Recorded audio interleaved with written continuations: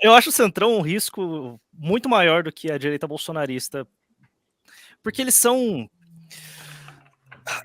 não têm forma, eles se aliam com qualquer coisa, eles são essa máquina que está aí há 130 anos. Esse é um problema muito maior. Por que a gente está nesse ponto que a gente está hoje? Por causa do Centrão. Por isso Achei que você ia eu não gostar considero... dessa fase do Centrão. Bicho, eu considero hoje, o que a gente tá passando hoje, um desastre. Sério, eu tem outra considero um coisa. desastre. Eu prefiro 1000 vezes radicalismo surgindo de vários lados do que ter um Centrão. Por mais que seja um radicalismo falso, tanto de esquerda quanto de direita, o Centrão é O péssimo. Renan, Tem vários falou, Impera. Opa, fala, Bahia. tem vários sujeitos do Centrão que já estão usando redes bem, né? O João Campos, o Manga aqui de Piracicaba. Assim, hoje o voto de direita é um voto ainda de rede social. O Centrão tá começando a chegar lá. E aí, como é que vai ser? Ô Impera, o Renan Santos fez uma provocação na live da tarde. Ele chegou a falar que o brasileiro não tem, acho que até o Ricardo Almeida pode falar sobre isso, ver se concorda ou não, que ele não tem uma, vamos dizer, uma cultura presidencial, e sim uma cultura monarquista barra feudalista. Que o pessoal aqui e que falhou essa tentativa de trazer o rule of law, né, o império das leis, com a Constituição de 88, que o brasileiro talvez não seja possível que o brasileiro tem essa cultura de coronelismo, caudilismo, e talvez não tenha outra solução no Brasil. Quer começar, professor Almeida? Como que você arranca essa cultura do brasileiro? Algo enraizado na gente. Você vai puxar autores brasileiros aqui, sociólogos brasileiros, é basicamente isso que eles ficam falando. O brasileiro gosta de uma figura paternalista grande que dá ordens, e o brasileiro segue. Como que você muda esse povo? Não muda. Você bota uma figura paternalista, como você falou, grande, que dá ordem, só que do nosso lado. É isso aí. General Roberto? Não, calma. Não. O General Roberto não será do nosso lado, será do lado das Forças Armadas. E vamos lembrar, vou aqui fazer uma referência de Tolkien. Você lembra quando tá lá Saruman e Gandalf discutindo no topo de Orthanc? E que Gandalf diz o seguinte, que o Senhor dos Anéis não aceita rivais. É a mesma coisa se tratando de Forças Forças Armadas. Ele não divide o poder, né? Quando vem as Forças Armadas, quem manda são as Forças Armadas. Qualquer tipo de viagem, que, aliás, os bolsonaristas foram pródigos nessa viagem. Não, porque vem o exército e Bolsonaro esquece, galera. Se vier o exército acabou, e não tem conversa. E é o exército que vai mandar. Então não é nem esse o caso. O caso é o seguinte que eu iria dizer. Eu acho que a cultura presidencialista, olha só o que eu vou dizer, eu acho que a cultura presidencialista, de uma maneira geral, reflete algo da cultura monárquica e da cultura imperial, qualquer que seja o presidencialismo. Vamos pegar o presidencialismo norte-americano, que é assim, tipo, o presidencialismo clássico. Quais eram os grandes debates que existiam entre os federalistas, os fundadores da República Norte-Americana, a respeito da presidência da República nos Estados Unidos? O debate era os limites do poder do presidente, para que o presidente não se torne um rei. Então, assim, eles tinham muito medo que o presidente dos Estados Unidos passasse a ter as prerrogativas reais do rei da Inglaterra. Era esse o debate. Agora, esse debate brota de onde? Ele brota precisamente do fato de que o cargo presidencial, de alguma maneira, parece um cargo de um rei. Senão não haveria esse temor. Como nós vamos criar instituições para que não seja. Tal. Então, e lá teve uma guerra, né, professor? Pela independência contra a coroa. Aqui não. Aqui a coroa veio, tomaram um golpe e caiu. Não teve esse... quartelada com 1000 pessoas. Coroa. Mas você veja, mesmo no caso deles, mesmo no caso dos norte-americanos, que fundaram a república, que tiveram a guerra contra a coroa, que nunca tiveram um imperador em terras americanas, que nunca tiveram nada disso, ainda assim, eles tinham preocupação se o presidente seria ou não uma espécie de imperador presidencial.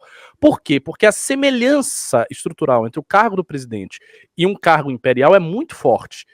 Quando você soma essa estrutura, que está em todos os presidencialismos, com a nossa história, com a cultura que nós tivemos, que nós basicamente nos tornamos independentes a partir de um império, o imperador esteve aqui, foram 2 imperadores, 3 imperadores importantes, né?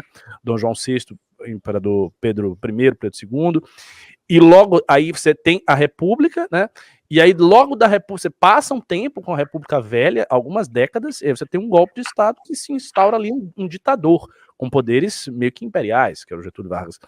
Então, sim, eu acho que isso está muito arraigado no Brasil, está arraigado no sistema presidencial. Só que é essa coisa, nós não podemos ser contrários ao espírito da nação, o que a nação é. E não tem que ter raiva do que a nação é. A nação é o que ela é. Ela é assim. Vou dar um exemplo de um país que hoje é indiscutivelmente um caso de sucesso, né? A China. A China está aí assustando todo mundo. Como é o sistema chinês? O sistema chinês é muito parecido, né? Mutatis mutandis, com a China imperial. Por quê? Porque eles formaram, a partir do Partido Comunista, uma casta de operadores da máquina pública, que é o mandarinato, na prática, e que tem mecanismos de seleção que são, digamos assim, mecanismos de competência, e eles vão subindo ali naquela hierarquia, muito parecido como era o mandarinato, e você tem um cara que está no topo, que é o secretário-geral do partido, que tem poderes imperiais, que agora o Xi Jinping, inclusive, estabeleceu um mandato, como é que diz, vitalício. Então o que ele é? Ele é meio que imperador chinês. E tá funcionando. Então eu acho assim, as nações todas, elas têm que se voltar para o que elas são e tentar fazer do que elas são o melhor possível. Por isso que aquela ideia que o Renan teve da responsabilidade gerencial é tão boa. Porque é uma ideia que lida com meio que um funcionamento do patrimonialismo brasileiro e tenta colocar algumas balizas burocráticas, algumas balizas impessoais de gestão e de aferição de competência em cima de algo que é meio que inevitável. Então, eu acho que no Brasil é a mesma coisa. A gente não vai conseguir transformar a cultura brasileira em algo completamente diferente do que ela é. A gente vai ter que aceitar a cultura brasileira nos seus termos e nos colocar dentro do que as pessoas querem. As pessoas querem uma figura carismática, que chegue no cavalo branco e que tenha belas propostas. Então vamos oferecer. Vamos oferecer o Cavaleiro Branco com belas propostas, carismático, que fala. Quem seria o Cavaleiro Branco com belas propostas, professor? Não sei. Pode ser uma cavaleira branca com velhas boas loira? Uma cavaleira loira? Uma cavaleira loira? Pode ser muitas coisas, cara. Tá cedo ainda. Pode ser você, Junito. Caramba, isso se fosse eu ia tomar o poder e nunca mais devolver. Ia fazer nossa! Absolutista. Toma esse corte aí, Intercept. Absolutista. Acabou. Ia fazer a dinastia. Eu ia voltar com os antepassados, a dinastia. Vamos lá, Impera, quer falar alguma coisa? Não, voto com o relator. É isso. O brasileiro não vai mudar. A gente não pode esperar que o brasileiro vai se tornar um americano que vai defender os valores republicanos. Não vai. O brasileiro quer um pai. É isso. O brasileiro médio quer um pai. O cara que vai mandar e o brasileiro vai obedecer. Ponto. Tanto que eu acho que o fracasso do Boulos na eleição de São Paulo é só um exemplo besta aqui. É que ele não passa essa figura. O Boulos não é um cara que passa credibilidade pro povão, que deveria votar nele, que não votou que acabou votando no Ricardo Nunes. O Boulos é uma figura muito... Isso é verdade. Repulsiva, é falsa, é um cara muito... Ele é falso, ele é uma figura falsa que tenta passar um ar de... Ele tem cara de filho de médico, né? Ele tem cara de filho de médico. Não tem cara de filho. Ele tem cara de filho de médico. Se o Boulos optasse, em vez de tentar, vou tentar aqui fazer um cosplay de Lula, ser um político mais fino de acordo com a origem dele. Ele nasceu em berço de ouro, porra. Se ele fosse um cara que tentasse apelar pro público, olha só, sou um cara que normal e sou de esquerda e penso no povo e, sabe, fosse uma figura um pouco mais limpa do que ele tenta parecer ser. Não sei, podia dar certo, ou podia dar errado também. E esse tipo de coisa, na verdade, desse tipo da pessoa, do brasileiro ser acostumado com esse tipo de coisa, querer um pai, é da direita à esquerda ao centrão. Porque o centrão tem os coronéis, na direita tem o Bolsonaro, na esquerda tem o Lula. E é o mesmo comportamento. É o mesmo comportamento de...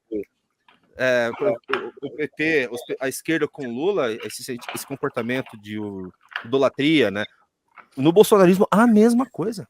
A mesma coisa. E a pessoa que escapou disso, que quase conquistou um pedaço desse feudo, foi o Marçal, que era a mesma coisa também. A idolatria. Aí eu coloco uma pequena discordância. Diga. Eu não acho que o Marçal tenha muito a ver com esse arquétipo de o pai, né? Ou paternal, ou provedor. Eu não acho que ele tem nada disso. Eu acho que o Marçal é outra lógica. Acho que as pessoas veem no Marçal uma outra coisa. Elas veem no Marçal o cara bem-sucedido, o cara que conversa com você e que traz as chaves e os segredos de você prosperar, de você se desenvolver bem. Eu não acho que elas veem no Marçal alguém que vai lhe dar alguma coisa. O que elas veem no Marçal é alguém que vai estimular você a se tornar bem-sucedido e coisa e tal. O que não é verdade, mas enfim, é uma lógica um pouco diferente, entendeu? É a lógica do exemplo do cara que foi bem-sucedido, do exemplo do cara que se fez. O Marçal, é verdade, a semelhança, isso o Renan tocou nesse assunto, e é fato. Há uma certa semelhança entre o Marçal e o João Dória. O Marçal é como se fosse um João Dória da classe C e do Goiás, sabe? Um outro tipo de João Dória.